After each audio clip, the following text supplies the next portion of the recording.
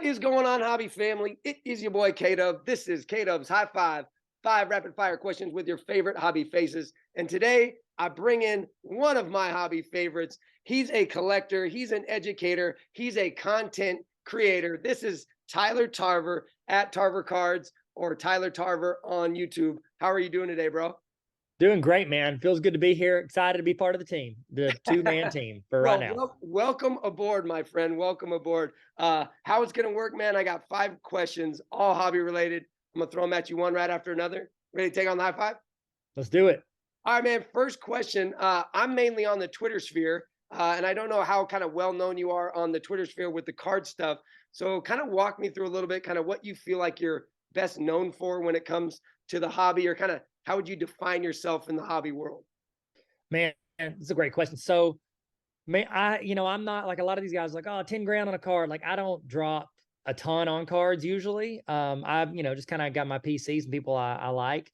And I just kind of started making videos on it. And TikTok was actually my first one that kind of took off. I Okay. had a couple videos where I kept cracking and resubmitting a Kobe Chrome card, and it did pretty well. And then I did a couple how-to videos of like, here's find some old cards, here's how you know what they're worth. And those did okay. So a few of those popped off and TikTok took off. But then recently, the past like 4 or 5 months, I kind of just would stick like it was like random cards videos, not all of them, but just some of them I would stick on YouTube on my old YouTube channel that I didn't use that much anymore.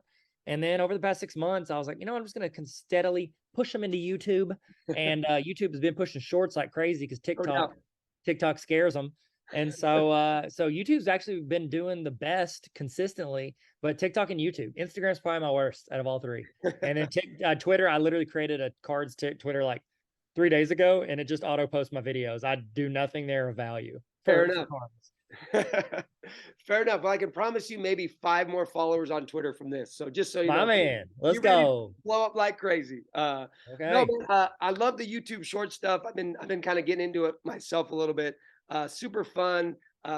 Super easy as far as like low tech guys. But yeah, it's a great way to kind of get your views going as far as the YouTube channels go. So love it.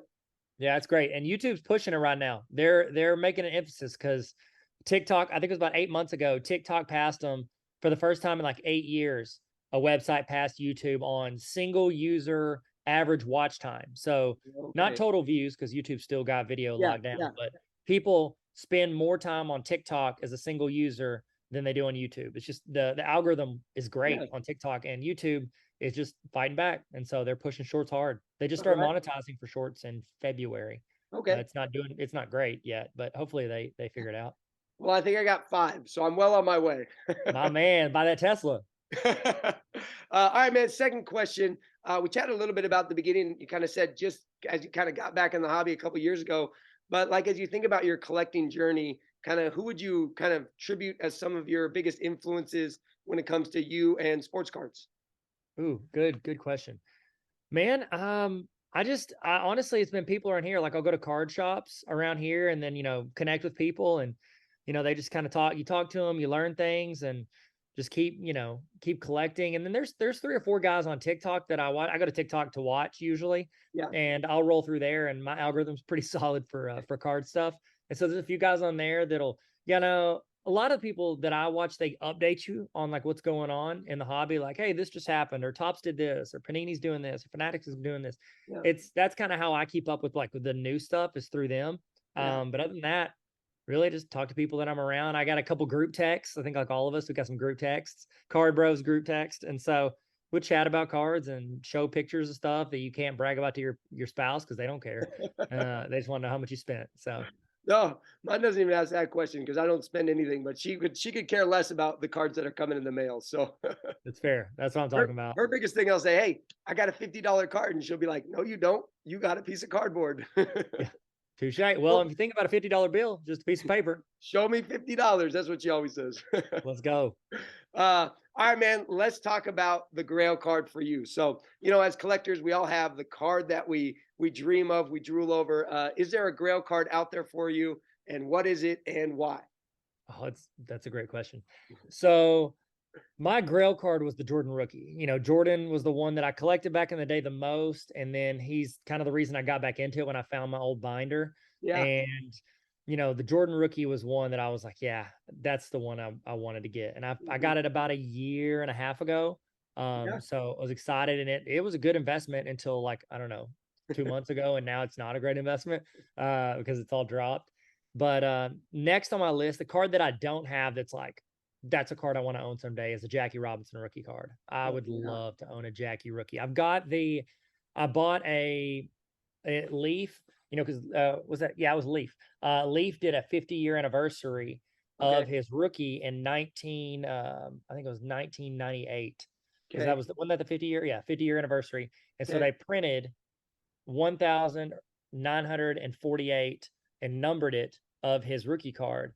And Okay. I got it, and then I got it graded, and I got a 9. So that's about as close as I got right now, but that's what I want. That's the chase right there. It Is there any is. reason why? I mean, Jackie Robinson, just a history of Jackie Robinson in the league, or do you have some sort of ties to Brooklyn? Or I mean, No, no, no. what Jackie Robinson did for Yeah, sports in general, and just us as a human race, for sure. especially in America. So I highly respect people that go out and do things, and the dude did it the right way, and he Yeah, did it in a way to where, if anybody's going to try to make him a villain, they're the villain. You know what I mean? Like, you couldn't do it absolutely, because he handled it so well, and the amount of absolutely. pressure that he had on him, not only to go out and play a sport at a high level, he had everything else on him, and so I Yeah, just highly respect it. So. I love it, man. Absolutely, 100% agree. 100% agree. All right, question number 4. When it comes to the product, you got all the money in the world. Okay, you can rip one box. What box are you picking off the shelf, and why? Oh man. Okay. In the Oh, this is tough. history of cards. Okay. So, I mean, as exciting as it would to be to open a pack and get a Jordan rookie, which would be cool. I honestly think I would probably. Okay, so one of my favorite sets of all time is the 1996 EX 2000, the Kobe rookie year. It's like it's Yeah. got like the border. So there Okay. are that one's probably the one. I'm trying to collect all of it with all the inserts, but it's like it's such a beautiful set as is. So if you Yeah. get like a regular card, you're like, oh, this is dope. I don't care if it's a Bryant Reeves. You know what I mean? It's still a cool card. Okay, they're Shout out beautiful to the Grizzlies. cards. Shout out to the Grizzlies. Yeah, shout out. What's up, Grizz? That's our closest team NBA team to where I live. Gotcha. So you gotta Gotcha. respect the Grizz. But out of that, they had like 4 different insert sets. And so like cut above set, which is like high price. That's Yeah. like the Yeah. premier, almost I'd say that second best out of all those. So you got the cut above, you've got the star date, which is the rookies like Kobe's rookie, Allen Iverson, such a good Yeah. rookie, greatest rookie class of all time. Yeah. And then you've got what's the less expensive insert set. Oh, what is it? Net assets. Then you've got net assets. So Okay. those insert sets. But the real reason I'd be doing it, like, I'd love to get a cut above. Like, give me a $2,000 MJ card all day. But the real reason would be to try to get one of those credentials, the white border. They made 499 of each of those players' cards, put them white border. I'd want to get one of those. That's probably the set I'd rip. If Okay. I could rip it, I'd go that, and I would just be looking for that white border on every card. I've only got one right now. It's Well, the Grant Hill. okay. Okay. Right on. Right on. Yeah, so I got the Grant Hill in the white border, and he was the cover. He was the cover of the set, so I feel good. I mean, it's like a $700 or $800 card. It's a PSA 9, Yeah. but yeah, that's the set I'd be excited to rip. Oh man. Well, I need to see a picture of it when we get off this. Shoot me a picture of the Grant Hill. I want to see this set, man. Oh, deal. Yeah. Okay. You got it. All right, man. One more question for you. Obviously, you kind of mentioned you do a lot of social media stuff. As you think about the hobby and social media, how do you feel like the expansion of social media, TikTok, YouTube, Twitter, Instagram, has kind of changed the face of the hobby? And then maybe even more so, how has social media changed card collecting for you? Man, just learning. Like, you said earlier, we're both educators, and so learning, I think, empowers people. Yeah. And whenever I start, I'm a grown man. I'm very confident. Like, I feel like I'll get on stage. Like, I don't care. Like, I'm very confident in who I am. Hmm. But I've never been more nervous than when I go to a little card show and I'm asking for like a $5 card for $3. You know what I mean? Like, I used to get so nervous Yeah. doing that, because it's that whole interaction of sales and all that. Like, it feels so weird when money's exchanged. Well, my card's worth this. I'm like, well, the comps are this. And they're like, well, you should have bought it there. Like that whole thing where you feel like this, like kids would say 10 years ago, a noob, if you will. Yeah. Like you are so like nervous about it. But then, like, I think with social media, we're able to learn and educate and get that confidence to where you walk up to a show, you're like, no, man, like, I remember so-and-so creator was telling me that when you're going up to tables, look for this, this, and this. And if they don't do this, you can walk off. Like it empowers you Yeah. as the consumer. Cause I'm not the guy at the card show that'll go around and just try to flip everything. Like I go and get guys I like. And that's the problem is I don't want to sell anybody that I get. So I'm not good at selling things. I'll just list things way overpriced on eBay so they My don't problem. sell so I can keep them. And so I just think the social media, we're able to have it. One, you have a community beyond the people that are just like in your town or the Yeah, shows near you. You have a community. true. Like there's people I've met at shows that we follow each other on social media. We talk like so cool interacting with people in this larger community and just getting the awareness out there. And then learning, you know, how to do things well and Yeah. have, you know, a little bit of character when you deal with people. And so I enjoy that a lot. Absolutely, man. I love it. I love it. All right. I'm going to throw a bonus question at you because I'm a big fan of your content, man. I think you do a great Thank job. you. I love your personality. I feel like the energy is exactly what I need.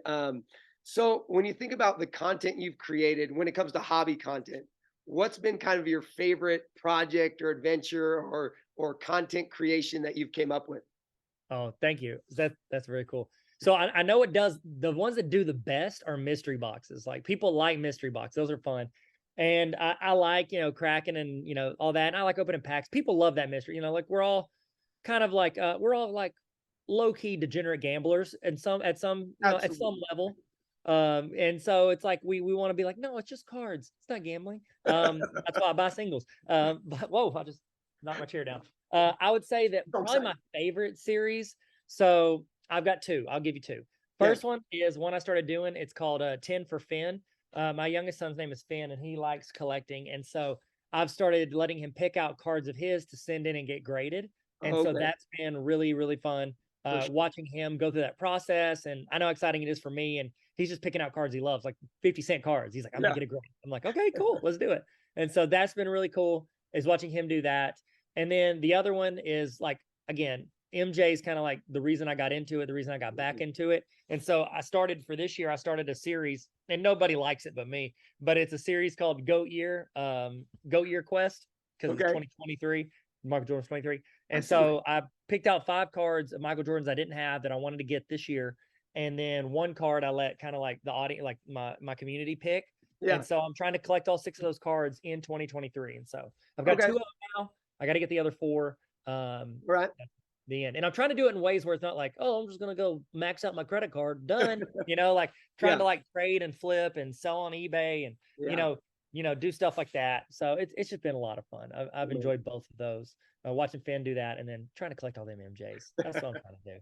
Oh, well, keep it up, man. I love it. I love it. Thank All you. right, man. I cleared the list. We got a high five. Throw it up. High five at the end of the high five. Boom. You can follow Tyler at Tarver Cards, Tyler Tarver on YouTube. Also, please make sure you subscribe to the channel. Thank you for checking this out. Follow me if you're bored on Twitter at Mr. Kadub. Shout out to the Kadub Endorsers, Rack of the Day on Twitter. Also, Buck City Breaks. Great group. Check them out. Always remember, be the good in the world. Tyler, thanks for joining me, man. Thanks for having me, bro. We'll catch you on the card scene one of these days, and we'll see you guys next time on the next High Five.